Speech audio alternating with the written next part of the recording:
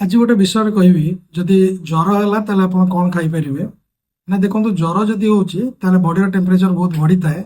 आ body रू बहुत जलीय अंश इवापोरेशन होता है झाड़ आकार बाहरी थी पारे आप जो निश्वास प्रश्वास नौ वाटर वेपर आकार बाहर को बाहरी जाता है तेणु बॉडी डिहाइड्रेट हमार बहुत चांसेस अच्छी जदि आपको फीवर हो फास्ट हो वाटर इनटेक बेसी ने कहीं पानी बेसी कहीं ने ना जेहेतु बॉडी जलीय अंश कम आ जलीय अंश कमिले आप बॉडी बहुत वीकनेस फिल करेंगे से केते पानी पीबे ना 6 ରୁ 8 ग्लास आप पानी पी पारे ताठू अधिक पी पारे जदि आप किडनी रोग आक्रांत ना जदि हार्ट रोग आक्रांत ना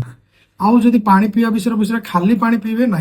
ता सहित आप ओआरएस पी पारे पैड़ पानी पी पारे फल रस पी पारे जदि आप डायबिटीज अच्छी ताले आप फल रस लिमिटेड अच्छी तेणुक पानी बेसी पीबे इलेक्ट्रोलाइट पीबे आउ आप फल लिमिटेड अमाउंट खाई पारे से जदि फीवर हो निश्चित भाव पानी अमाउंट बढ़ातु।